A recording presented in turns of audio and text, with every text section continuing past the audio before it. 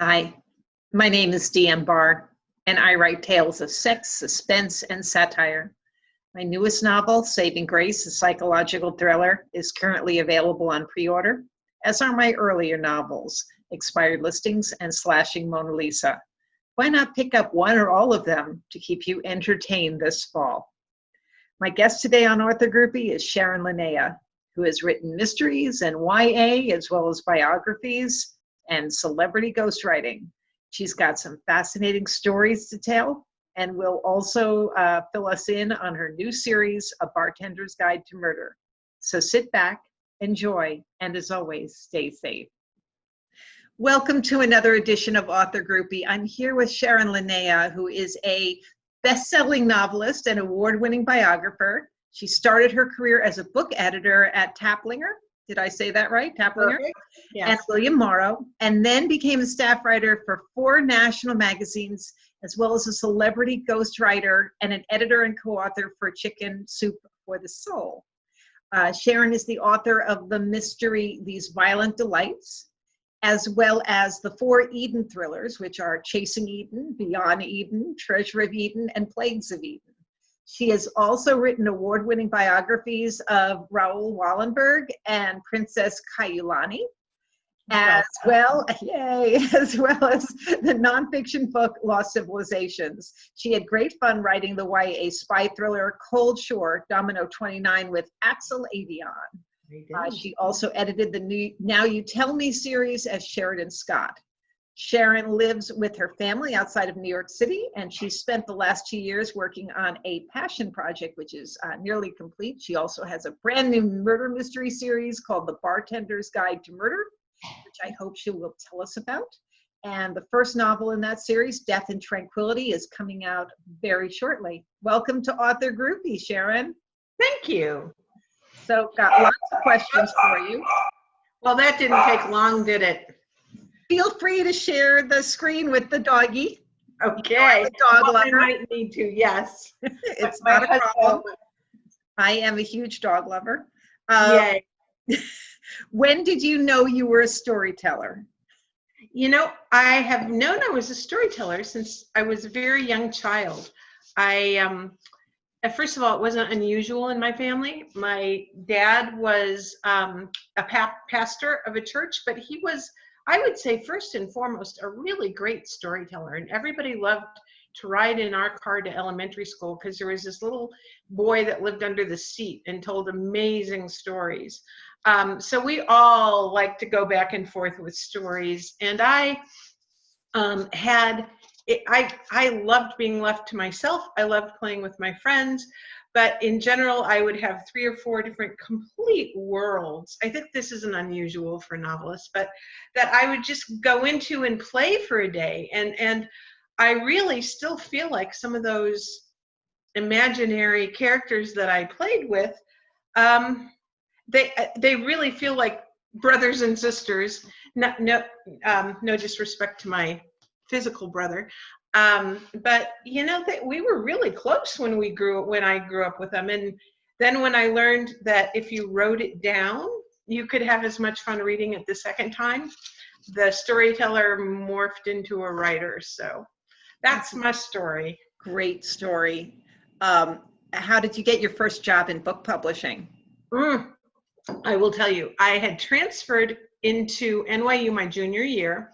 And for work study, I was working at the NYU where they gave jobs to people on work study and regular jobs. And the woman from William Morrow called and said they needed an editorial assistant. And that was it. My whole life was, this was it. It was perfect. And so I took the listing down and I went in and I was, it was for a fairly famous editor and I knew everything I was going to say. And I got there and he was in a full body cast. And I forgot everything except, are you all right? And his first question to me was, so who are some of your favorite filmmakers? And all around his office were all these posters of foreign films. So being no dummy, I said, Truffaut, and I just named everyone I could think of. And that very weekend, I had seen my first Fellini film, and I said, in Fellini. And he said, Fellini, bravissimo, the master. What's your favorite Fellini film? And I said, Amarcord. And so we talked about it for a while, and he said, what's your least favorite Fellini film? And I sat there for a minute. I said, Amarcord. And he sat there and he said, I know what you mean. And that was like the whole interview. And I went back, and somebody had, the woman from HR had called because only one person had applied, so they put it back up. And this really perky woman came and said, oh, this is a job for me, and I have experience, and I can type 1 million words a minute, and thank you so much for my new job. And she left, and the next week I got the job, and I figured she could type, but I had seen Amarcord. That was it. That was it. So you began by writing and publishing nonfiction. How did that help you with your fiction career, or did it? Well, it was, first of all, it teaches any time you have a writing career, and I'm very sorry if you do, because it's very hard work and not half as much reward as we all deserve. But it does teach you, no matter what you're writing, nonfiction or fiction, that it teaches you about commitment. It teaches you about putting your butt in the chair, because nothing will get done if you don't. And it also, golly, the world is wide, and you really, when you're doing nonfiction, you're finding out really interesting stuff. So that part was great. The part that wasn't so great was, and this is not true for anybody else, but instead of feeling like a well-published nonfiction author, I still felt like an unpublished novelist. So, yeah, so that was just my own thing. That's interesting. Yeah. When did you have any crazy adventures working as a celebrity ghostwriter? Oh my goodness. There's nothing quite as crazy as working as a celebrity ghost. One of the weird things is you're meeting all these famous people, and it's your job to put them at ease. And you also learn pretty quickly that being famous is not exactly a ticket to being a well-balanced human being. So yes, I had all kinds of interesting adventures ghostwriting. The one I'll never forget, and this is a while ago, I also have a cat who likes I was interviewing Shirley Jones back in the day, and she was married to Marty Ingalls, and for some reason somebody was coming over to talk to Shirley, and Marty decided that I needed to do whatever this woman was doing, and so I needed to dress up like a French maid and be in the corner and hear whatever was going on. And it was just a little bit, I did not dress up like a French maid. But it was fun. It was always fun. What a cool story. Well, how did you sell your first novel? I didn't sell my first novel or my second novel or my third novel. What I did was, when my friend from 6th grade, Barb Shearer, who was an Army chaplain, went to Iraq during Operation Iraqi Freedom, she came back, and we went away for a weekend, because I realized I had no idea what that was like, or what her life was like. And back then I had a toddler and a little child, and she had no idea what that was like. And we were going to have to either decide to be best acquaintances, or we were going to have to find some way to enter each other's worlds.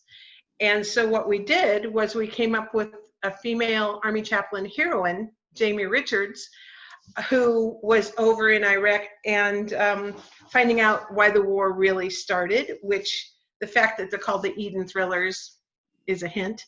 And it was really fabulous for me, because I found out so much writing with her of her life and what Army chaplains do and what happened over there. And, you know, what better way of seeing Baghdad and Babylon and then racing through it being chased by bad guys. I mean, it really is, it really was fun. And so I gave it to my agent, who at the time was a YA agent, who had it in her pile for a very long time. And so we had decided to publish it ourselves, and no sooner did we decide that than she said, you know what, I can sell this. Huzzah. So there were very funny ins and outs on the ways to selling it, but they finally did sell it to Jen Enderlin at St. Martin's. And everybody else said, we love this, but we don't know what to do with it because it's not like anything else. And God bless Jen, she said, I love this. It's not like anything else. You have to write 3 more. So that's what you want to hear. Yeah, absolutely. Well, speaking of writing with another woman, you run a writer's retreat. Mm-hmm. Can you tell us about it? And is it invite only, or how would people apply? You know, it's called Creator's Haven, and it's a working retreat. So it is women, and what we do is we rent mansions and we make art. And anyone who is listening to this is in the demographic that we would invite. So if they just get in touch with me on any of my social media, I could let them know. But what we do is we go away. We meet in the morning briefly. Everyone states their intention for the day, and then we meet again at night. And if you want to read something or share something, or if it's a play, have people read or whatever, you can do that. But you know, we also say you don't have to make art. If you want to go antiquing, because it's this whole psychology thing where if you're told you have to do something, you'll do everything else. But if you're told you don't have to, you can go get a massage. Then it's like, but I'm here to write, and you go and you write. But it's really it's a wonderful group of women who have very interesting discussions and kind of ask each other the hard questions, and it's been really fruitful.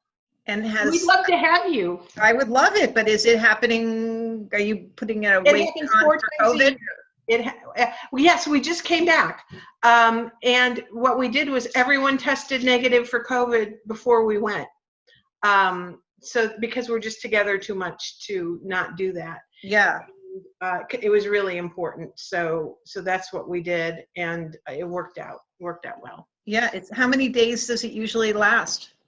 Usually the summer one is the longer one, which is like 8 days, 7 nights, and then the shorter ones are in November and February, and they're more like 3 days. Sounds great. Sounds wonderful. So let's get to your new book. Yeah. What was the genesis of the story of the series, The Bartender's Guide to Murder? Well, I will tell you. As you drink.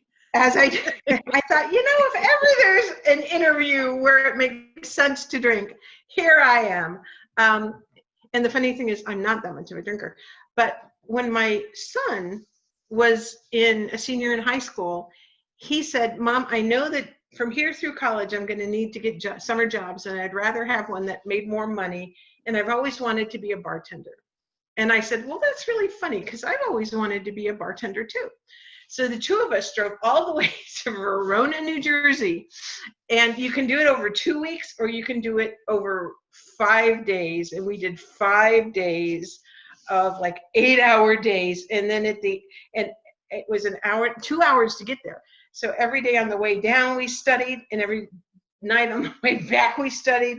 And then at the end, to complete the course successfully, you had to do 2 tests. One was about alcohol and one was about various drinks. And then you had to make, I might be wrong about this, 16 drinks in 3 minutes. Wow. And they would yell the drinks at you. And he said, and he did pretty well on his SATs, but one day he said, I never studied this hard for my SATs. And I said, this is the hardest thing I've ever done too. Oh my gosh. Wow. So I thought it would be, well, the real genesis of it was then 5 years ago, we had a house fire, a catastrophic house fire, and lost almost everything, and we had to move. And so suddenly I not only had my regular jobs, but I was, so it's so difficult to wade through all the insurance and all the replacement and all the, redesigning your whole house. And I wasn't writing, and my husband, God bless him, said, remember how you always quote Harlan Coben? And I've never met Harlan, but I am grateful to him for this, because at one point he said, it doesn't matter how much garbage is going on in your life, in my life, if I'm not writing, nothing is in balance. And I thought, that is really true for me. That is where I get rid of channel all these emotions and dig through everything. And Bob said, you should just write something fun now. Write something fun. And so I started writing, a female bartender came to mind, and I started writing Bartender's Guide to Murder. So what makes a bartender a good sleuth? Oh, they are the best sleuths. And this is my idea of why. Because they know how to listen. The tagline for the series is no one talks to the cops, everyone talks to the bartender. And if you are a good bartender, you really know how to listen. And in the book, and this is the cover, by the way. Great cover. Thank you. Our friend Jamie, I'm sorry, Jamie is the chaplain. Avalon Nash is her name. Her superpower is that she loves to collect people's stories. So she can't help herself. She has to sort of dig in. If you tell her something interesting, she's got to dig in and find out what makes you tick and what happened. And of course, that makes her a perfect sleuth to put together pieces of what people are telling you and what they're not telling you and what they're fudging about. So yeah, So what are some of the themes in the book and run through the series? It was writing now, it always kind of leads me through what I'm thinking about. The first book, they're set in Lake Placid, New York. Well, they're set in a fictionalized Lake Placid, New York. The real mayor of Lake Placid, I'm sure, is much nicer than mine, but called Tranquility. The name of the book is Death and Tranquility. And the first one is really about old Hollywood and ghosts of the past, and Avalon is running from her own ghosts. Her mother is a comedian in Hollywood, and her father is a very conservative religious pastor. And so she's got a lot of issues of her own. So we're kind of dealing with, what is truth and what's important, and how do you forgive people, and how do you deal with the past. And the next one really has a lot to do with the Olympics and what that means to people. The one after that has to do with the film festival, and the one after that has to do with, up around Lake Placid, there's a lot of really interesting racial history. And people, I don't think a lot of people know that people were actually given stakes of land up there. And in fact, John Brown was buried up there. So sort of getting to deal with, and all the different people in the town, I would say, get to represent different viewpoints, but that makes them sound a little too intellectual. They are just hopefully interesting characters with different points of view. So do you spend a lot of time in Lake Placid? Is that why you chose that? Well, when my son went to college, it was near Lake Placid, and the college town where he was only had big box hotels. And so once I discovered that Lake Placid was driving distance, that was where I went, and I started meeting all these female bartenders in Lake Placid, and they were really great.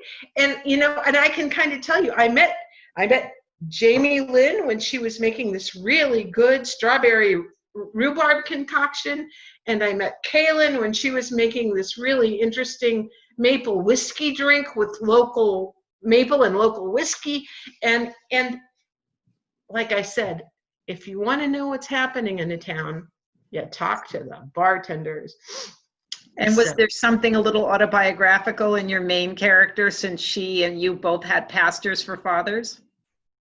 You know, yeah, probably yes. Mine was much nicer, and you know, my main characters are usually quite, I don't want to say that they have an attitude, and I'm supposing that I have an attitude. I actually have a shirt that says I do, so I guess I do. I would say, I would hope, and I don't know how you feel about this, but I would hope each of my main characters is really very different in her own person. But I think they tend to have an attitude. That's what they have in common with each other and with me. Yeah. In a sense, All my characters too, they're all really snarky. But that's why I love them. exactly, right? And they get to be even snarkier than we do because we get in trouble. Yeah. So couple of questions. One is, if Death and Tranquility was a cocktail, what would it be? Funny you should ask. I'm going to say it would be a gingerbread white Russian, because it deals with old Hollywood and some people who were still alive back then, although they're drinking really expensive $5,000 bottle of whiskey. The next one, Death by Gravity, I would say is a truffled blue cheese martini, because it has more to do with the with Olympics and an Elizabeth Smart kind of story, kind of tying together. Oh, and in the book there are 22 chapters and 22 drink recipes. You took the question right out of my mouth. Are there any drink recipes? Yes, and as a matter of fact, it's also Jamie Lynn, who's my favorite Lake Placid bartender and has won international competitions. She and I are putting together a giveaway little booklet of her best recipes, and that's been really fun too. Wonderful. So would you like to read a few pages of the new book for our viewers? Well, sure. Let me see if I can find it here. Nope, that's not it.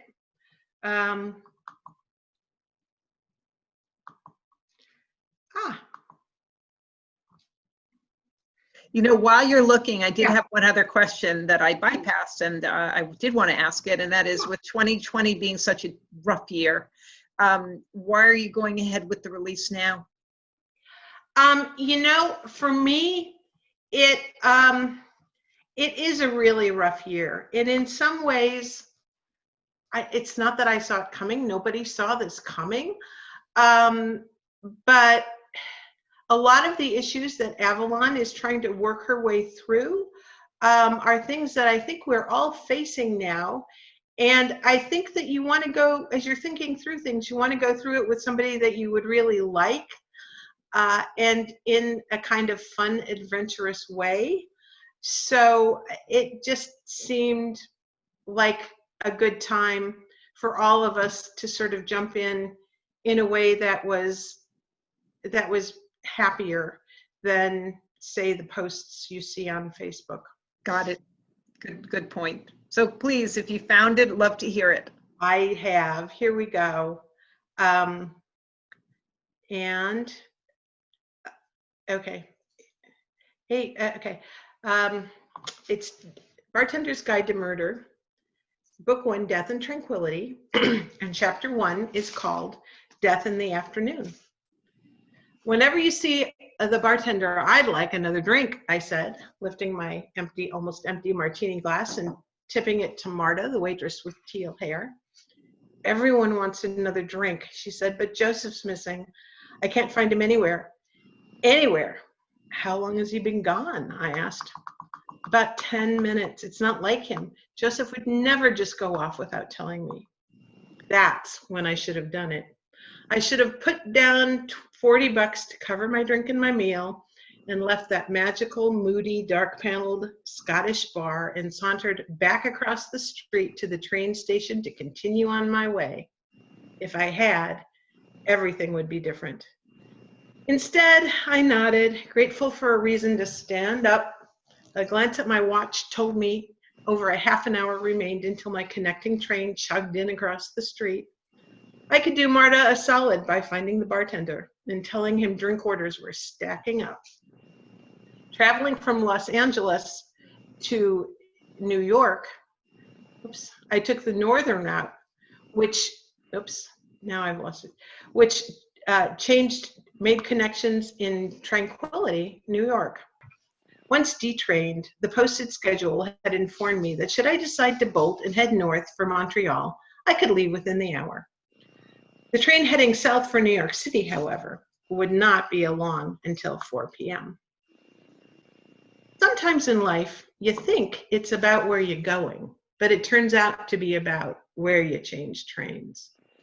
It was an April afternoon. The colors on the trees and bushes were still painting from the watery palette of spring. Here and there, forsythia unfurled in insistent bursts of golden glory.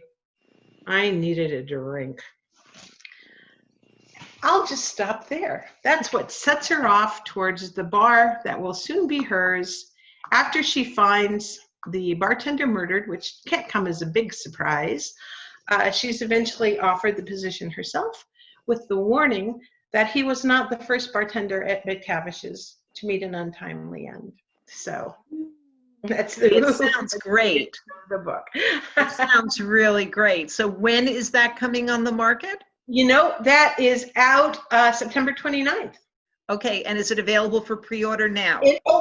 Thank you. It is available for pre-order now.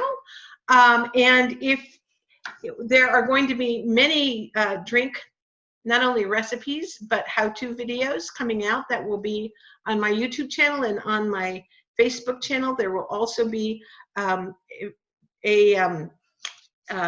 bartender's guide, the Bartender's Guide to Murder website that will have more of Jamie's writing, but a bunch of her favorite drinks. And it will also have other authors talking about what their characters would drink if they went into a bar. And they're really fun. So if anybody wants to go to Bartender's Guide to Murder website, they will find more and more fun stuff as the launch gets closer. Great idea. Well, thank you so much, Sharon, for joining me. It's wonderful to get to know you better. And I hope everybody will be picking up all your books, not just the new one. And as always, please stay safe. Well, thank you. You too. Thanks so much for doing this. It's been so much fun. Thank you.